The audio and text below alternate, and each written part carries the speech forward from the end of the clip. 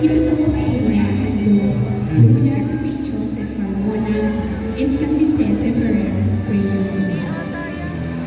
Ang pagpapakita ng Birhen ng Sion. Ang kwento ng pagpapakita ng Birhen ng Sion o mas kilala sa tawag na Our Lady of Zion ay bahagi ng kwento ng buhay ni Marie Alphonse Ratisbonne. Si Alfonso ay pinanganak noong 1914. Isa kaya ay minsan,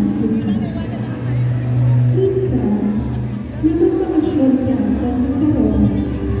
Naging kaibigan niya si Paolo Medellin.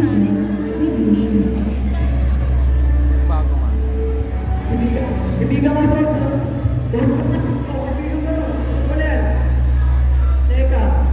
Parang naiinis ka ngayon ah. May naiinis. Paano ba naman? Kung kapatid mo nalaman mo na papasok ko sa pagkakarit.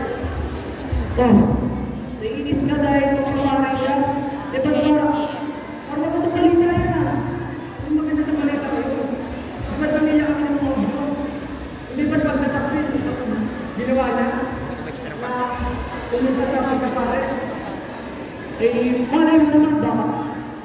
Nakita niya kasi katang servisyo sa ating Panginoon.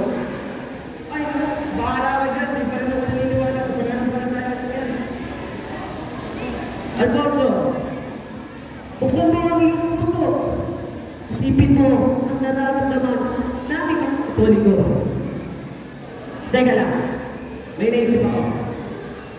May bibigyan ako sa'yo. Dito agad tayo na upo. Yan naman tayo may bibigyan ko tayo.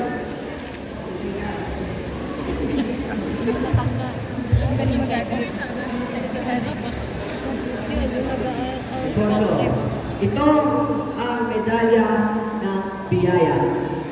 Tanggapin mo yan. Sige na nga, dahil bibigyan naman kita. Sigurado ka na masunod ko to. At magdasal na naman kaya kung mangyayari sa akin. Malalakas mo yan. Pag ikay, nanalig. Oh, mga titas at titas, ates at kuya. At dyan pala kayo. Alam ko naman na ang pananalig ninyo sa ating Panginoon ay malalim. Hindi na rin sa ating Birhen. Bakit ninyo ako samahan na aking kaibigan na si Alfonso? Samahan ninyo ako ipagdasalang memorare. Meron akong ibigay sa inyo ng isang papel na nakasulat doon ang memorare. Tignan nyo sa likod at doon nakasulat ang memorare. Meron na ba papel ang lahat? Sabayan ninyo ako.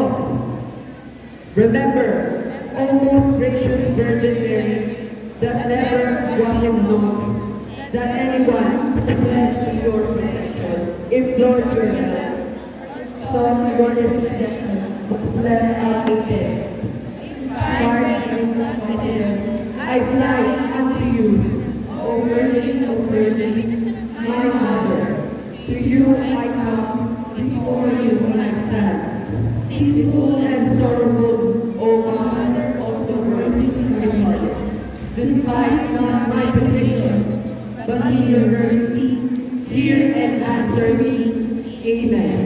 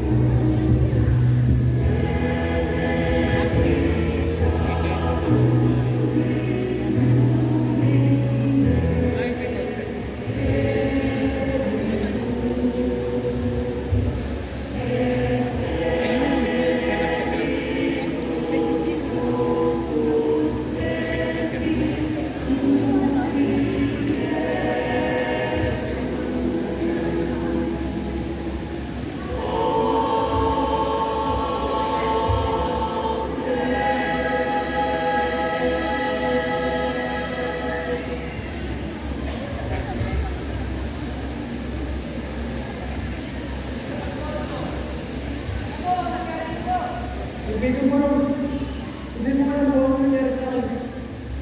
Bigla na lang nung ako na binamit na napakaisip na madilim na paligid. Hindi ko alam kung ano nangyari. Tapos bigla na lang may malaking liwanag. Malaking liwanag na pumunta sa akin. At sa liwanag na yun, nakita ko isang babae. Nakita ko na lang panaginip. Siya nga, ang babae nga ang nakita, ang balahin ng biyaya. Siya ay nagpakalaw sa akin. At hindi ko na alam kung ano mga kasunod na nangyari. Pero naramdaman niya ang awa sa akin. At alam niya kung mga pinagdadaanan ko ngayon. Kaya alam ko naman yun. Huwag kang magal. Kung sa lugar mo. Patuloy mo.